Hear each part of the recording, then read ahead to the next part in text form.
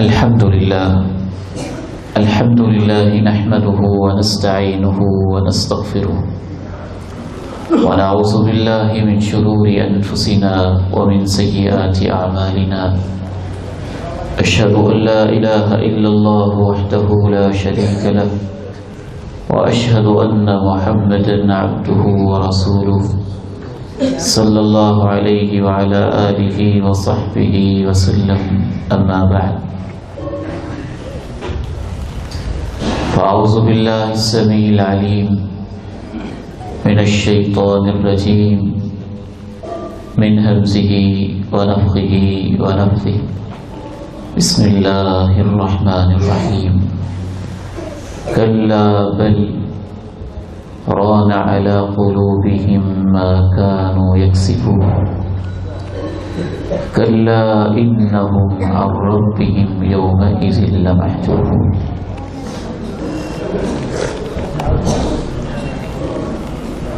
ہمارے جسم میں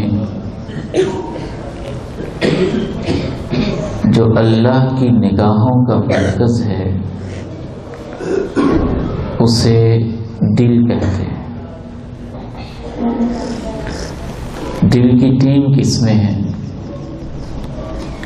قلب سلیم تندرست دل، بیماریوں سے، شرک سے، حسد، بغض، عداوت، کینہ، تکبر، ریاکاری، شہرت پسندی، حب منصب، حب جاہ، حب زر، ان چیزوں سے، شبہات، وسوسے، شیطانی اوہام سے جو دل پاک ہے اس دل کو قلب سلیم کہتے ہیں. دوسری قسم کا دل ہے قلب مریض، بیمار دل. اس سے بیماریوں کے روگ لگے، کہیں تکبر کا روگ، کہیں حسد کا روگ، کہیں بغض کا روگ، کہیں عناد کا روگ، کہیں انانیت کا روگ، کہیں شبہات کے روگ، کہیں شہوات کے روگ. قلب مریض. اگر اس کا علاج نہ کریں تو پھر دل مر جاتا ہے. اور تیسری قسم کے دل کو کہتے ہیں قلب میت، مرا ہوا دل. آج کے اس درس قرآن و حدیث میں تکمیل قرآن کے مبارک موقع پر، اور یہ 4 ہمارے روحانی بیٹے آج کی تقریب کے ہمارے دلہا، مہمانان خصوصی، یقیناً یہ بھی مبارکباد کے مستحق، ان کے والدین بھی، ان کی مائیں، ان کے باپ، ان کے بھائی، ان کی بہنیں، ان کے اساتذہ کرام، یہ پورا ادارہ، اس کی انتظامیہ اور اس ادارے کے سارے معاونین. ہمیں ان کی قدر ہوگی جب میدان محشر میں ان کو تاج پہنائے جائیں گے. تو اس مبارک موقع پر آج کا ہمارا موضوع ہوگا ہم اپنے بیمار دلوں کا علاج کیسے کریں. تھوڑا سا بیماریوں کو سمجھیں گے اور تھوڑا سا علاج سمجھیں گے. دل اگر ظاہری طور پر بیمار ہو جائے تو اس کا نتیجہ یہ ہوتا ہے کبھی وال بند ہو جاتے ہیں، دل کی شریانوں میں مسئلہ ہو جاتا ہے، بی پی ہائی ہو جاتا ہے یا لو ہو جاتا ہے، انسان کمزور اور لاغر ہو جاتا ہے، زیادہ خطرہ ہو تو ہارٹ اٹیک ہو جاتا ہے اور انسان کی موت واقع ہو جاتی ہے. اس سے آگے کچھ نہیں ہو سکتا. لیکن اگر دل روحانی طور پر بیمار ہو جائے دل کو تکبر کا، حسد کا، شرک کا، بدعت کا، شبہات کا، شہوات کا، وسوسوں کا روگ لگ جائے اور اس لحاظ سے دل بیمار ہو جائے تو اس کا نتیجہ بہت خطرناک ہوتا ہے۔ کیا کیا پھر دل کے ساتھ ہوتا ہے اور اس کا انجام کیا ہوتا ہے اور اس کا علاج کیا ہے، انشاءاللہ میری یہ آدھ گھنٹے کی گفتگو ہوگی اور اس میں مختصراً ہم اسی موضوع پر بات کریں گے۔ دل کو کیسے روگ لگتے ہیں، قرآن مجید کا یہ خاص موضوع ہے۔ ذرا آیات سنتے جائیے گا اور نتیجہ خود اخذ کرتے جائیے گا۔ کَلَّا بَلْ رَانَ عَلَى قُلُوبِهِمْ مَا كَانُوا يَكْسِبُونَ كَلَّا إِنَّهُمْ عَنْ رَبِّهِمْ يَوْمَئِذٍ لَمَحْجُوبُونَ ثُمَّ إِنَّهُمْ لَصَالُو الْجَحِيمِ۔ جب بندہ گناہ کرتا ہے، نُکِتَتْ فِي قَلْبِهِ نُکْتَةٌ سَوْدَاء، ایک چھوٹا سا سیاہ داغ لگ جاتا ہے۔ فَإِن نَزَعَ وَاسْتَغْفَرَ وَتَابَ سُخِلَ قَلْبُهُ وَإِن زَادَ زِيدَتْ۔ اگر انسان اس گناہ سے توبہ کر لے تو داغ دھبا صاف ہو جاتا ہے، دل روشن ہو جاتا ہے۔ اگر انسان اس گناہ سے توبہ نہ کرے، ایک اور داغ لگتا ہے، پھر گناہ کرے، پھر ایک اور داغ لگ جاتا ہے، پھر گناہ کرے، پھر اور داغ لگتا ہے، وہ گناہ کرتا جاتا ہے، داغ دھبے لگتے جاتے ہیں، حتیٰ کہ اس کا دل پورے کا پورا زنگ آلود ہو جاتا ہے۔ مثال کے طور پر دل کی ایک بیماری ہے جو ہر انسان کو لگتی ہے، ہر انسان، اسے ہم کہتے ہیں حسد۔ آپ مسجد میں بیٹھے، میں بیٹھوں، ہم میں سے کوئی بھی نہیں ہے جس کو یہ بیماری نہ لگے، میرے سمیت، ان بچوں سمیت، آپ سب سمیت۔ کیسے سلف صالحین کہا کرتے تھے، ما خلا جسد من حسد، کوئی جسد ایسا نہیں ہے جو حسد سے خالی۔ آپ کے دل میں خیال آیا اسے بڑی عزت ملی ہوئی ہے، مجھے اتنی کیوں نہیں ملی، یہ حسد کا ایک مرتبہ ہے۔ آپ کے دل میں خیال آیا اس کے پاس بڑی اچھی گاڑی ہے، میرے پاس کیوں نہیں، یہ حسد کی ایک قسم ہے۔ یہاں سے حسد شروع ہوتا ہے اور یہ خیال ہر انسان کو آتا ہی ہے، کسی نہ کسی درجے پہ آ ہی جاتا ہے۔ اس کی اولاد بڑی ترقی کر رہی ہے، میری اولاد اتنی پیچھے کیوں ہے، یہاں سے حسد شروع ہوتا ہے۔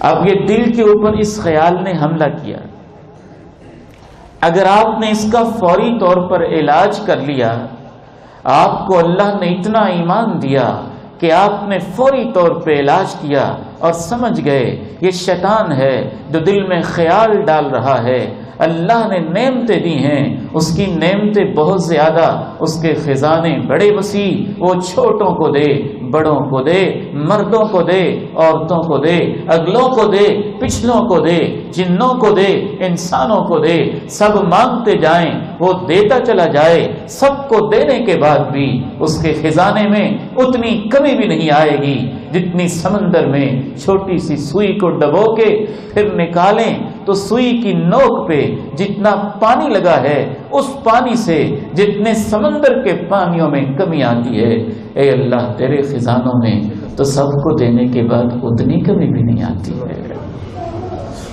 آپ نے یہ سوچی اور آپ نے بجائے اس کے کہ اس حسد میں آگے آگے بڑھیں، آپ نے کہا اللہ وہ میرا بھائی ہے، یہ شیطان خیال پیدا کر رہا ہے، آپ نے کہا اللہ اس کی عزت میں اور اضافہ کر دے، اللہ اس سے اور اچھی گاڑی دے دے، اللہ اس کی اولاد کو اور ترقی دے دے، اللہ اس سے اور دولت دے دے۔ اگر آپ نے یہ علاج کر لیا تو نہ کوئی گناہ لکھا گیا، بلکہ اس دعا پہ فرشتے نے کہا اللہ تیرا اتنا عظیم بندہ ہے، اس کی عدم موجودگی میں اس کے لیے دعائیں کر رہا ہے، اس کو دگنا نصیب فرما۔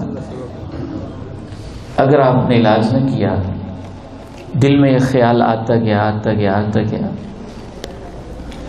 تو حسد کا آخری لیول یہ ہوتا ہے کہ کبھی تو بندہ یہ کہتا ہے اللہ اس جیسا مجھے مل جائے، اگر اس کے انسان علاج نہ کرے تو پھر اگلا لیول یہ ہوتا ہے بندہ یہ کہتا ہے اللہ چلے اس والا ہی مجھے مل جائے، اس سے چھین کے مجھے مل جائے۔ اگر یہ بھی انسان علاج نہ کرے تو بدترین حسد کا لیول یہ ہوتا ہے بندہ کہتا ہے اللہ مجھے ملے یا نہ ملے اس کے پاس نہیں ہونا چاہیے، بھلے مجھے نہ ملے لیکن اس کے پاس بھی نہ رہے۔ اگر آپ اس میں آگے بڑھتے گئے تو داغ لگتے گئے حتیٰ کہ ایک دن وہ آئے گا کہ آپ کے دل کے اوپر حسد کے اور بغض کے اور کینے کے زنگ چڑھ چکے ہوں گے۔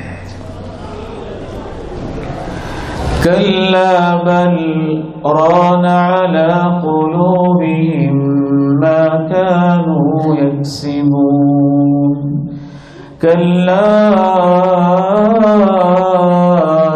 إنهم عن ربهم يومئذ لمحجوبون۔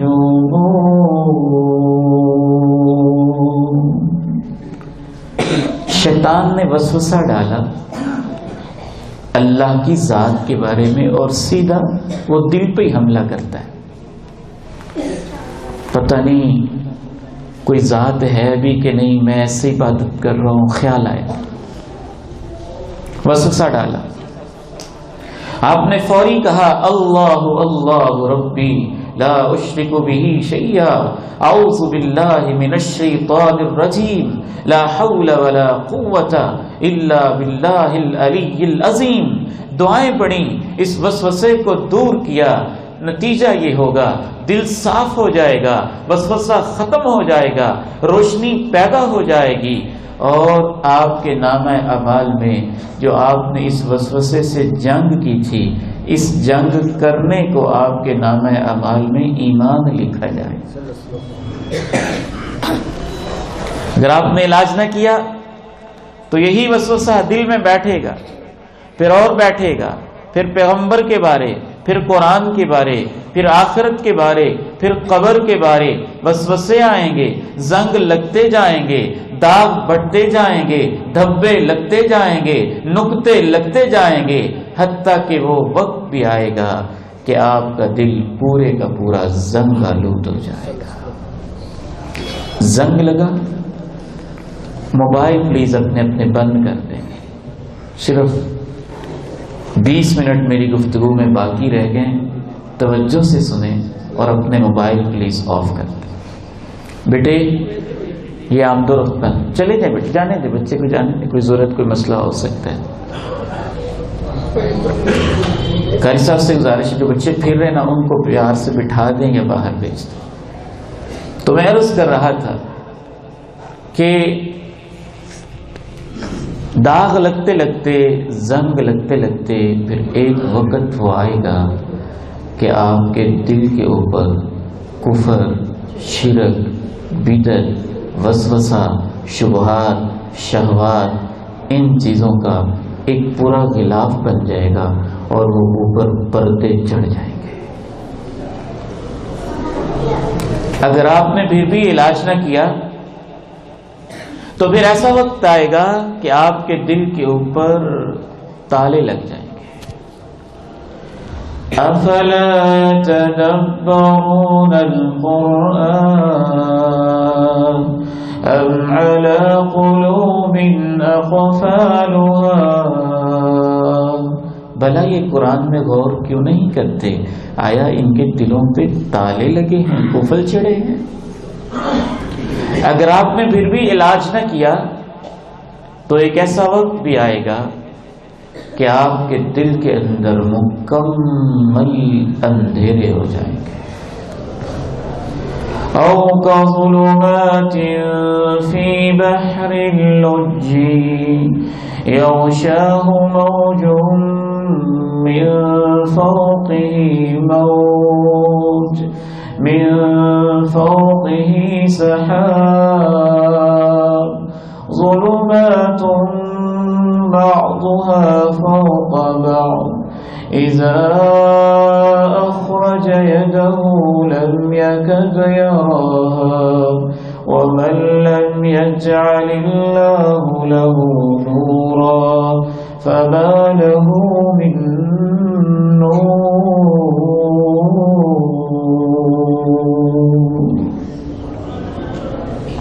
اللہ کا قرآن کہتا ہے اتنے اندھیرے ہو جائیں گے کہ گھوپ اندھیرے میں انسان اپنا ہاتھ نکالے اور اس کو اپنا ہاتھ بھی دکھائی نہ دے. کبھی دل میں اتنے اندھیرے ہو جاتے. جب اتنے اندھیرے ہو جائیں گے تو پھر دل کی آنکھیں بند ہو جائیں گی. دل کی بھی آنکھیں ہوتی ہیں، جیسے ہماری ظاہری آنکھیں ہیں، یہ کھلی ہوں تو ہم پہچانتے ہیں یہ فلاں چیز ہے، یہ فلاں چیز ہے، یہ لڑکا ہے، یہ لڑکی ہے، یہ بیٹا ہے، یہ بیٹی ہے، یہ ماں ہے، یہ خالہ ہے، یہ بیوی ہے، یہ بیٹی ہے، ہم پہچان کرتے ہیں. اسی طرح دل کی آنکھیں ہوتی ہیں. دل کی آنکھیں اچھائی اور برائی کی پہچان کرتی ہیں. یہ اچھا کام ہے، یہ برا کام ہے، یہ خیر کا کام ہے، یہ شر کا کام ہے، یہ ساری پہچان دل کی آنکھیں کرتی ہیں.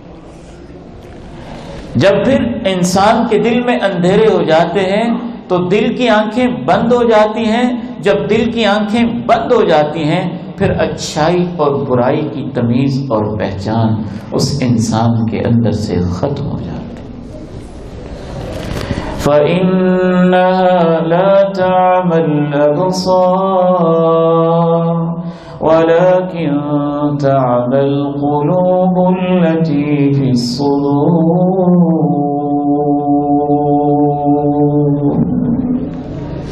اللہ کہتے ہیں آنکھوں کا اندھا ہونا اصل اندھا پن یہ نہیں ہے. آنکھیں اندھی ہو جائیں، کوئی ہاتھ پکڑ لیتا ہے، کوئی راستہ بتا لیتا ہے، آپ آواز سن لیتے ہیں، آپ کسی نہ کسی طریقے سے اور سینسز اللہ ایسی نبی نے انسان کو دیتا ہے کہ وہ پہچان کر ہی لیتا ہے. آواز سن کے 50 سال پرانی ملاقات کو یاد کر کے پہچان کر کے بتا دیتا ہے تو فلاں بول رہا ہے. ٹچ کر کے بتا دیتا ہے تو فلاں بول رہا ہے. آواز سن کے بتا دیتا ہے تو فلاں بول رہا ہے. یہ آنکھوں کا اندھا پھر بھی کچھ نہ کچھ پہچان رکھتا ہے، بلکہ بعض بینوں سے بھی بڑی اچھی پہچان رکھتا ہے. اللہ کا قرآن کہتا ہے آنکھوں کا اندھا پن اصل اندھا پن نہیں ہے. انسان اصل میں اندھا تب ہوتا ہے جب وہ دل اندھا ہو جائے جو سینے میں ہے. جب وہ اندھا ہو جائے پھر ماں روتی بھی رہے اس کو دکھائی نہیں دیتا، بھائی سسکتا رہے وہ ایک نہیں سنتا، لاشیں تڑپتی رہیں اس پہ کوئی اثر نہیں، آنسو بہتے رہیں ٹس سے مس نہیں ہوتا. پھر اس کے لیے قصور کی 5-7 سال کی معصوم سی زینب جیسی پھول جیسی بچی کو مسلنا، اسے درندگی کا نشانہ بنانا، پھر اس کی لاش کے ٹکڑے ٹکڑے کر کے گندی نالی میں پھینک دینا کوئی مسئلہ نہیں، کیونکہ اس کا دل اندھا ہو چکا ہے. اندھا ہو جاتا ہے. انسان علاج نہ کرے تو پھر یہ ٹیڑھا ہو جاتا ہے. ٹیڑھا ہوتے ہوتے بالکل الٹا ہو جاتا ہے. کلکوز مجخیا، اللہ کے پیارے نبی نے فرمایا ایسے جیسے کوئی برتن الٹا کر دے، اندر کوئی بات حق کی جاتی ہی نہیں۔ انسان علاج نہ کرے تو آہستہ آہستہ پھر اس کے اوپر مہر لگ جاتی ہے۔ جب مہر لگ جاتی ہے پھر ہدایت کے دروازے بند ہو جاتے ہیں۔ بل طبع اللہ علیہا بکفرہم فقلیلا ما یؤمنون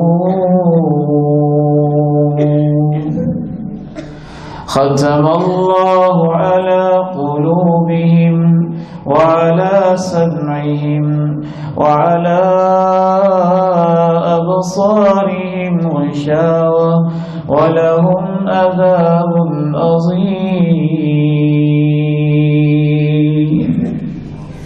ان کے دلوں پہ مہر لگ گئی۔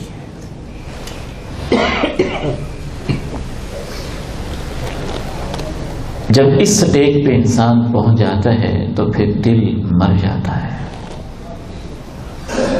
پھر جب دل مر جاتا ہے تو وہ انسان نہیں رہتا۔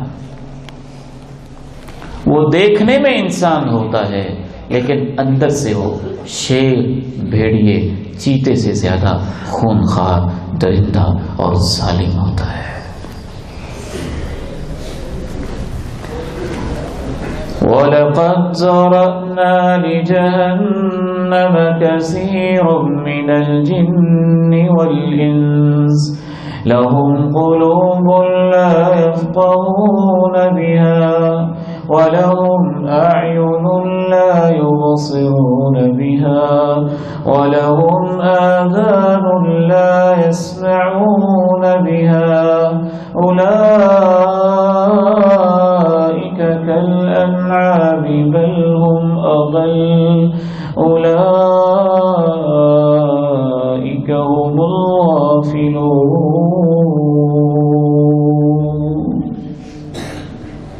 پھر یہ پتھر ہو جاتا ہے، بے جان ہو جاتا ہے، اور بے جان بھی مٹی کی طرح نہیں، پتھر کی طرح ہوتا ہے۔ اسی کو ہم کہتے ہیں یار اس کا دل تو پتھر ہے، اور اسی کو قرآن مجید کہتا ہے کہ نہیں، یہ پتھر سے بھی سخت ہو جاتا ہے۔ ثم قست قلوبكم من بعد ذلك فهي كالحجارة أو أشد قسوة وإن من الحجارة لما يتفجر منه الأنهار وإن منها لما يشقق فيخرج منه الماء وإن منها لما يهبط من خشية الله وما الله بغافل عما تعملون۔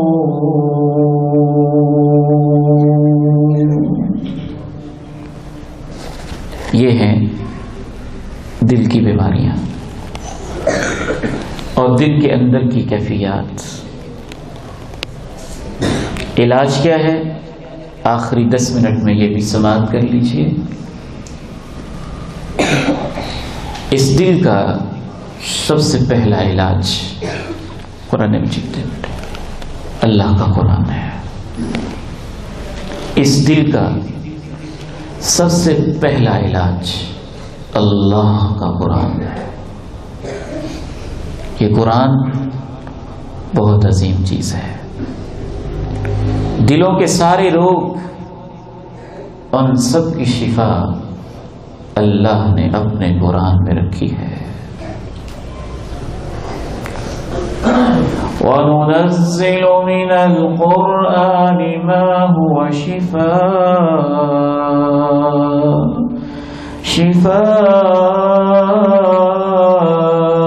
وَرَحْمَةٌ لِّلْمُؤْمِنِينَ۔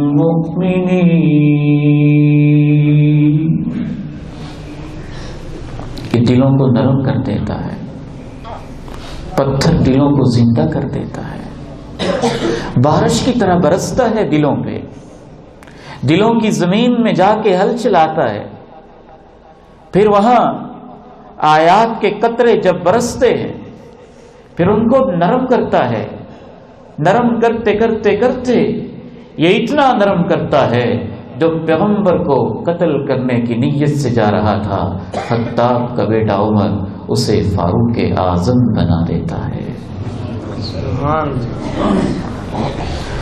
اللہ نزل احسن الحدیث کتابا متشابها مثاني تقشعر منه جلود الذين يخشون ربهم ثم تلين جلودهم وقلوبهم إلى ذكر الله۔ سب سے خوبصورت اللہ کہتے ہیں میری باتیں ہیں، اس سے ان لوگوں کے رونگٹے کھڑے ہو جاتے ہیں جن کے دلوں میں اللہ کی عظمت کی وجہ سے اس کا خوف بیٹھا ہوتا ہے، پھر ان کے دل بھی نرم پڑتے ہیں اور ان کے رونگٹے کھڑے ہو کے چمڑے بھی نرم پڑتے ہیں اور اللہ کی یاد کو ان کا دل چاہتا ہے۔ قرآن بدل دیتا ہے، قرآن بدل دیتا ہے۔ آج کچھ بے وقوف لوگ، قرآن کے دشمن، یہ کہتے ہیں کہ یہ بچے قرآن میں سینے کو حفظ کر بھی لیں تو کیا فائدہ ہے، 2-2 3-3 سال لگ جاتے ہیں، فلاں چیز میں پیچھے رہ جاتے ہیں، فلاں چیز میں پیچھے رہ جاتے ہیں۔ میں نے تو یہ دیکھا ہے کہ جس سینے میں اللہ کا قرآن آ جاتا ہے اللہ اس سینے کو ایک نہ ایک دن ضرور بدل دیتا ہے۔ ممکن ہے جوانی کی وجہ سے، ممکن ہے بری محفل کی وجہ سے، ممکن ہے برے دوستوں کی وجہ سے وہ وقتی طور پہ ادھر ادھر بھی ہو جائے، گناہوں کی طرف بھی لگ جائے، لیکن اگر اس نے قرآن سے اپنا تعلق قائم رکھا قرآن اس کو بدلے گا ضرور۔ وقت لگ سکتا ہے لیکن قرآن بدلے گا۔ آپ ان بچوں کی بات کرتے ہیں، اس قرآن کے اندر تو وہ تاثیر ہے، جس گھر کے اندر حافظ بچہ چلا جاتا ہے انشاءاللہ ایک وقت وہ بھی آتا ہے کہ وہ گھر بدل جاتا ہے، نسلیں بدل جاتی ہیں، خاندان بدل جاتے ہیں۔ کتنے ہی لوگ میں نے ایسے دیکھے ہیں، میری زندگی کا انشاءاللہ یہ تجربہ ہے۔ مجھے بھی دینی مدارس کی نوکری اور چاکری کرتے ہوئے 20 سال سے زیادہ کا عرصہ گزر رہا ہے، اب تو یہ بال بھی سفید ہو گئے ہیں، اور میں نے اپنی زندگی میں دیکھا ہے ایک شخص آتا ہے 50-60 سال کی عمر ہے، کسی دینی محفل میں بیٹھا، شوق پیدا ہوا مجھے بھی کل تاج ملے، میرا بیٹا بھی حافظ ہو جائے، نہ خود نماز پڑھتا ہے نہ روزہ رکھتا ہے، نہ چہرے پہ سنت رسول ہے، بڑی بڑی مونچھیں ہیں، بیٹا ادھر حفظ سے فارغ ہوتا ہے، ادھر اللہ باپ کے دل کی دنیا بدل دیتا ہے۔ ہم اس بات کے گواہ ہیں۔ ہم کیسے تمہاری باتوں میں آ جائیں؟ ہم نے تو اپنی زندگی میں ایسے کیسز دیکھے، ایسے واقعات دیکھے۔ اللہ نزل احسن الحدیث کتابا متشابها مثاني تقشعر منه جلود الذين يخشون ربهم۔ ان بچوں کو معمولی نہ سمجھا کریں، یہ بڑے عظیم لوگ ہوتے ہیں۔ صبح اٹھنا، قرآن ہاتھ میں پکڑ لینا، رات گئے تک قرآن پڑھتے رہنا، اس سے بہتر کام ہو کیا سکتا ہے؟ اس سے زیادہ فضیلت والا کیا مشغلہ، کیا مصروفیت ہو سکتی ہے؟ قرآن شفا ہے، قرآن شفا ہے۔ اللہ نزل احسن الحدیث کتابا متشابہا مثانی تقشعر منه جلود الذين يخشون ربهم ثم تلين جلودهم وقلوبهم إلى ذكر الله.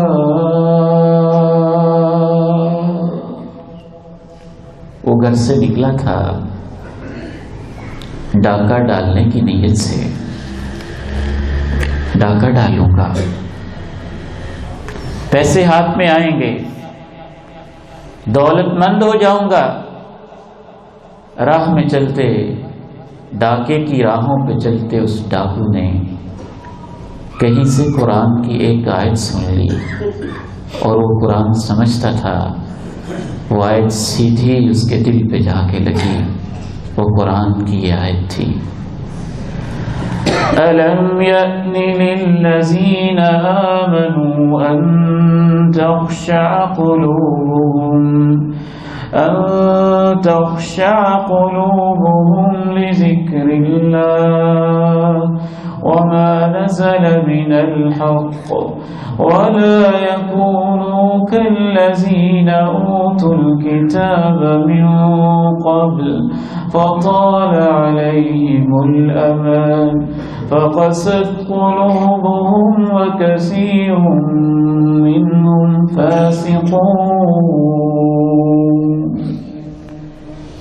وفضیل ابھی وہ وقت نہیں آیا کہ اللہ کا قرآن سن کے تیرا دل جھک جائے. فضیل ابن عیاض ڈاکو بن کے چلا تھا، آنکھوں میں آنسو آئے، کہنے لگا اللہ وہ وقت آ گیا ہے. وہی فضیل بعد میں وقت کا ولی بنا تھا. قرآن بدل دیتا ہے. امام مالک ابن دینار رحمہ اللہ رحمۃ واسعہ گھر میں ہیں، چور آتا ہے چوری کرنے. گھر میں کچھ تھا نہیں، تلاش کیا کچھ نہ ملا. امام مالک نے چور کو بٹھا لیا، کہنے لگے کچھ نہیں ملا. کہتے کچھ نہیں ملا. کہنے لگے دنیا کا کچھ نہیں ملا تو آخرت کا ہی کچھ لے جاؤ. اس کو پاس بٹھایا، قرآن سنایا، دین کی باتیں سنائی. فوری اس نے توبہ کی، 2 رکعتیں پڑھی اور فجر کی نماز میں امام مالک ابن دینار کے ساتھ مسجد میں اللہ کے سامنے سجدہ ریز ہو گیا. قرآن بدل دیتا ہے. قرآن دلوں کی شفا ہے، دلوں کی شفا ہے. حضرت قاری عبد الباسط رحمہ اللہ، مصر کے معروف قاری، جمال عبد الناصر نے پیغام بھیجا، قاری صاحب میں نے روس جانا ہے، تم نے میرے ساتھ جانا ہے. کہنے لگے جناب صدر یہ کیا بات ہوئی، روس میں آپ کے ساتھ جانا ہے؟ وہاں میری تلاوت کون سنے گا؟ وہ تو اللہ کی ذات کے منکر لوگ جنہوں نے مسجد کو استبل بنایا، شراب خانوں میں بدلا، قرآن پہ پابندی لگائی اور قرآن کو ایسی پابندی لگا کے کسی کو پڑھنے کی اجازت نہ دی.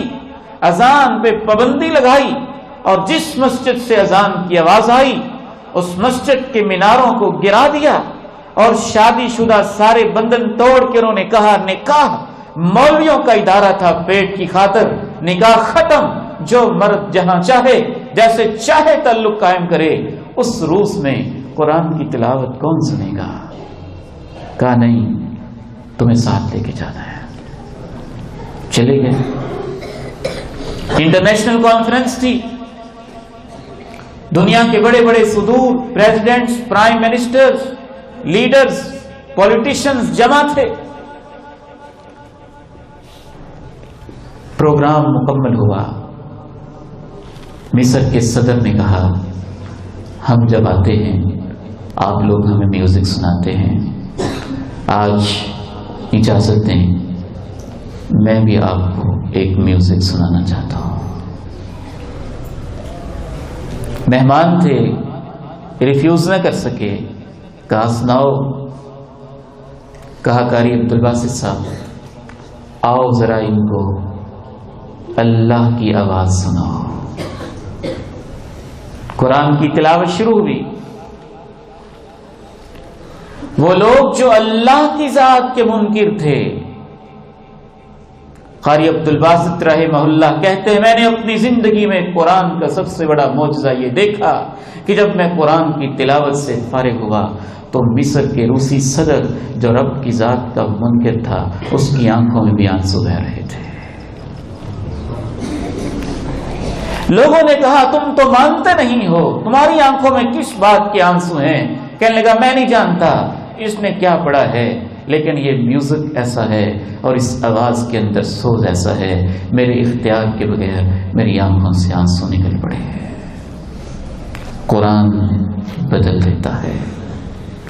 اگر آپ گھر کو بدلنا چاہتے ہیں، گھر میں بیماریاں ہیں، لڑائیاں جھگڑے فسادات ہیں تو اللہ کا قرآن پڑھیں، محلے میں خرابیاں ہیں تو اللہ کا قرآن پڑھیں، سیاست میں خرابیاں ہیں تو اللہ کا قرآن پڑھیں، ایمان میں بیماریاں ہیں تو اللہ کا قرآن پڑھیں، دل کو حسد کے روگ لگ گئے، شبہات کے شہوات کی بیماریاں لگ گئیں تو اللہ کا قرآن پڑھیں، تکبر کے مریض ہیں تو اللہ کا قرآن پڑھیں، حسد کے مریض ہیں تو اللہ کا قرآن پڑھیں، انانیت فرعونیت قارونیت کے مریض ہیں تو اللہ کا قرآن پڑھیں، حب دنیا کے مریض ہیں تو اللہ کا قرآن پڑھیں، قرآن شفا ہے۔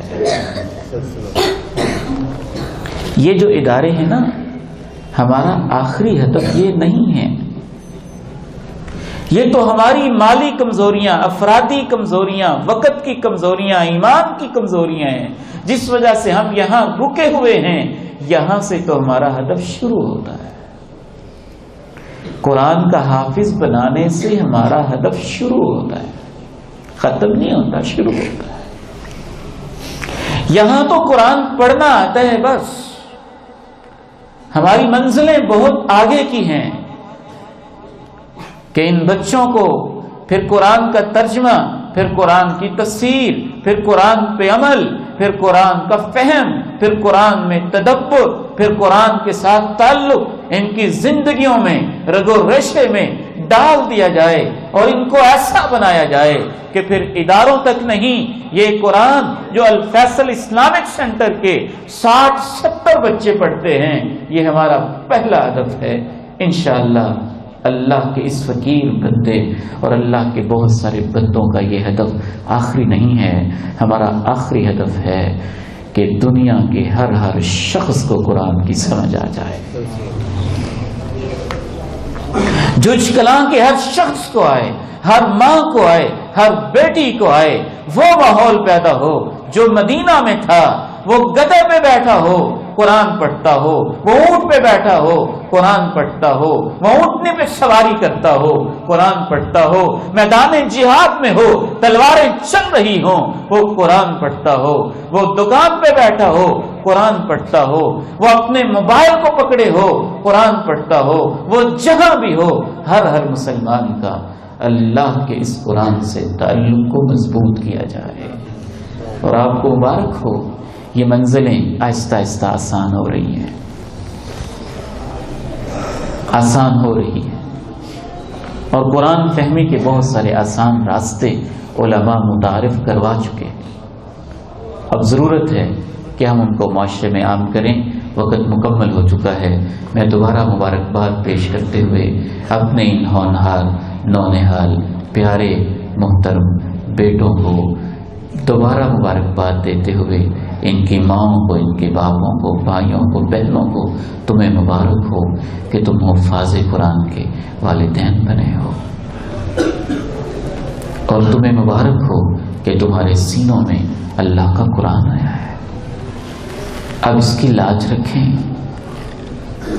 تمہارا کردار بیٹو دوسروں سے اچھا نظر آئے، تمہاری باتیں دوسروں سے اچھی نظر آئیں، تمہاری زندگی دوسروں سے اچھی نظر آئے۔ اور مبارکباد پھر سے ان کے اساتذہ کرام، قاری اعظم صاحب، قاری شفیق صاحب، قاری رضوان صاحب، اور مبارکباد جج کلاں کے پورے علاقے کو، اور مبارکباد ان اداروں کے ہر وقت ساتھ دینے والے بھائیوں کو۔ اللہ تعالی ہمیں یہ مبارکیں میدان محشر میں اور جنت میں نصیب فرمائے۔ وآخر دعوانا الحمدللہ۔